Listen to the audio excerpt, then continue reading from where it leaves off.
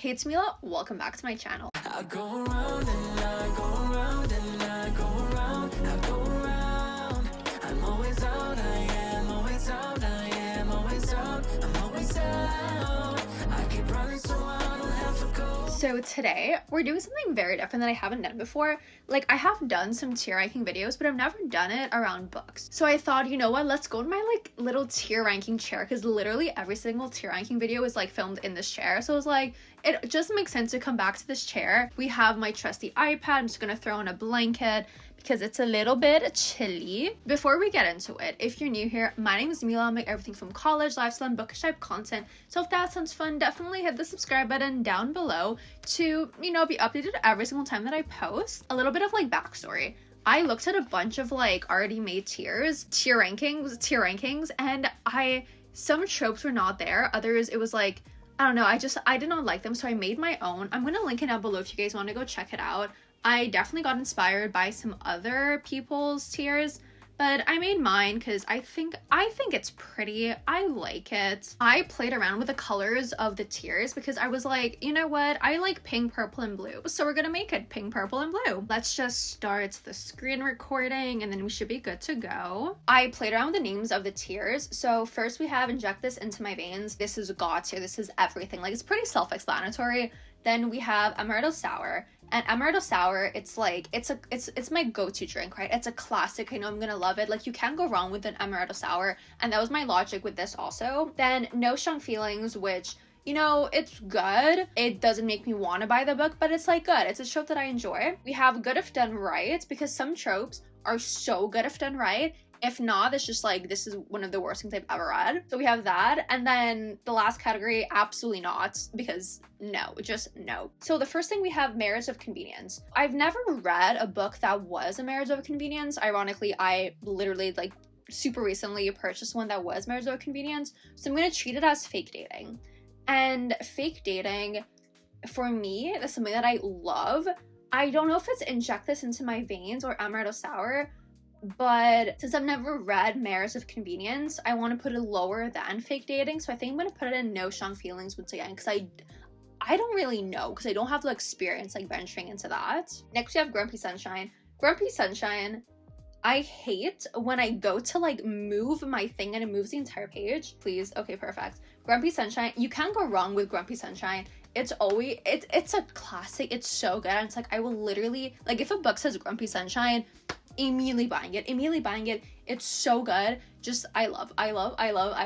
For the bad boy good girl trope, I'm not really sure where to put it because I do like it, but I feel like it really depends. I feel like it has to be combined with something else that I like to make it work well. So I think I'm gonna put a bad boy good girl into Good If, oh no, my bad, into Good If Done Right, because it really does depend. Next, Paranormal Romance.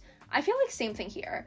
You know, like paranormal romance, it can be super cringy, but it can also be so good, depending on what the paranormal creature is, depending on the storyline, depending on the main characters. So much has to go into it to make it perfect. So I feel like it's only good if it's done right. Okay, so I put Best Friend's Brother and Brother's Best Friend. Best Friend's Brother, I'm not as big of a fan of as Brother's Best Friend. So I feel like Best Friend's Brother, I'm gonna put No Strong Feelings, but let's go find Brother's Best Friend. Where is that? Here, Brother's Best Friend. We're gonna put it in Amaretto Sour. Like, it's not a like automatic buy, but it's like, oh my god, I love this. Like, I know I'm gonna enjoy the book if it has like the Brother's Best Friend trope. Age gap for me, see, I consider an age cap anything above 5 years. I find that I just do not like it. No, it's an absolute no for me. I will actually put a book down if it's a really big age gap. The last age gap I read was Penelope Douglas, Birthday Girl. It was one of my worst books in 2024. So we can see my feelings on that. So respectfully, it goes into absolutely not. Enemies to Lovers. I want to put it into Inject This Into My Veins, but it's like, if it's really enemies to lovers, if it's like a lighthearted romance, you're not enemies to lovers. If it's a fantasy where you want to kill each other, that's enemies to lovers. So that's what I'm thinking about when I'm like enemies to lovers. Enemies to lovers, Inject This Into My Veins, like, it's one of the best tropes ever. Like, that and Very Few Things are like literally injected into my veins. Like, I love. Childhood Friends to Lovers. That is something that's also Inject This Into My Veins. Like, Friends to Lovers is great, but childhood friends to lovers, there's just something about that build-up that, oh my god, every childhood friends to lovers book I read, I love, because it's just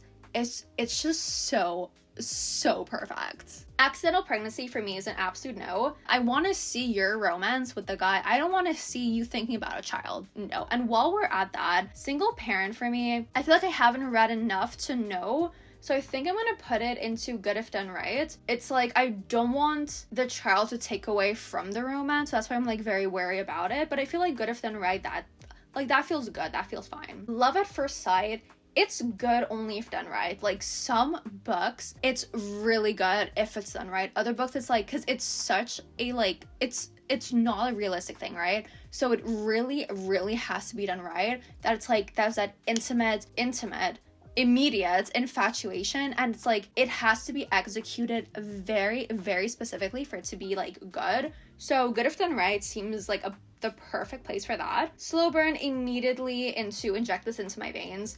Literally, just again, the tension, the build up, oh, it's absolute perfection. Friends to enemies to lovers, I really like it because it adds a little like pizzazz to the friends to lovers and enemies to lovers trope. But if it's done right, if it's over something stupid, then no. If it's something I can get behind, then yes. Like, I know a lot of times it's like a miscommunication thing, but it's like, if I don't find it stupid, then I can get behind it. So it really depends, and most times I do like it, so I'm gonna put it into Amaretto Sour. Billionaire romance, honestly, no strong feelings towards it. Like, I'm not gonna pick it up, but I'm not gonna like gravitate towards it. You know, if a book is a billionaire romance, I'm like, okay, great, but it's not like something that I actively like look out for. Friends to lovers, it's gonna go into Amaretto Sour. It's a classic, it's a feel good. I know something that I'm gonna absolutely love.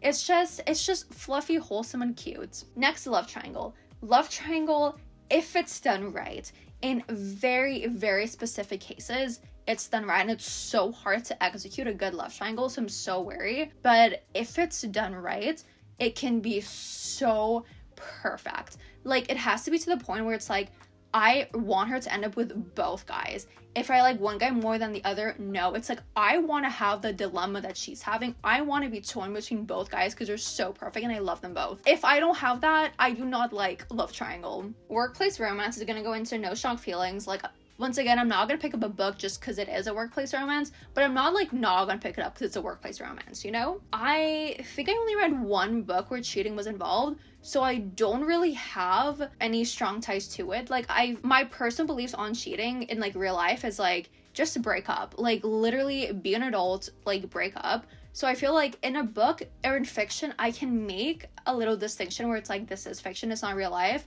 So it's not like be an adult and like grow some balls and like break up. So I think I'm going to put it in, I'll put it in absolutely not, because it doesn't match everything that's good if done right. I feel like I do have to read it more to know my feelings on it, but I feel like I can make a distinction in fiction if there's like a reason to cheat, not because the main character's like infatuated with the other character, you know? Sports romance goes into Amaretto Sour. It's a classic. I love it. Like, I'm Canadian, so like hockey romances I love. I did start like dabbling into other types of like sport romances. Just anything sport romance, anything hockey, anything F1, I will eat it up. It depends on the sport. That's why I'm putting Amaretto Sour. If it was hockey, inject this into my veins. If it was F1, inject this into my veins. But because there's so many other sports, I'm going to leave it in Amaretto Sour. Bodyguard romance, I read one and it was a 5-star read.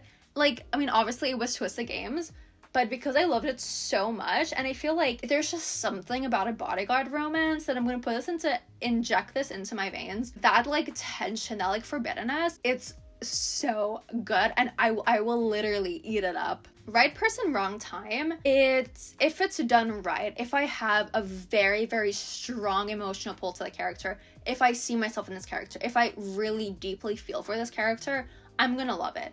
If not, then no. So I think, like, even though it's a trope that I love because of, oh my god, because of all the angst, all the feelings, I would put it in Amaretto Sour instead of good and if done right, because most times I do really enjoy it. So Amaretto Sour is a place for right person, wrong time. Bullying romance, honestly, no strong feelings.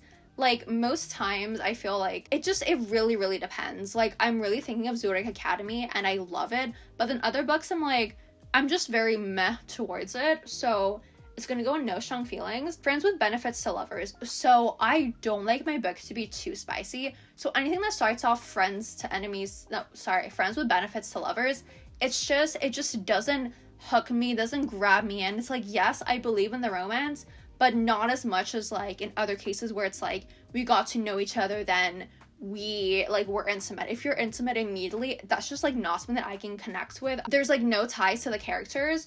So for that reason, I think friends with benefits to lovers, I'll put it in absolute nod. Like, I'd really have to be sold on everything else to pick it up, but it's not like an immediate no, like an age gap, you know? Small town, inject this into my veins.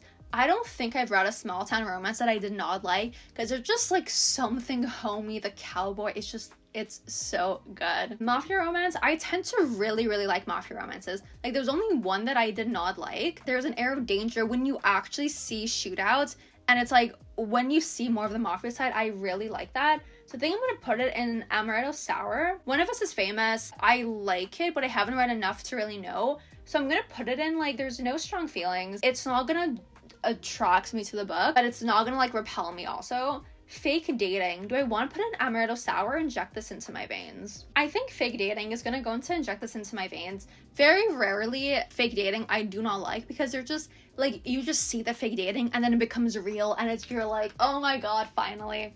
So fake dating will go into inject this into my veins.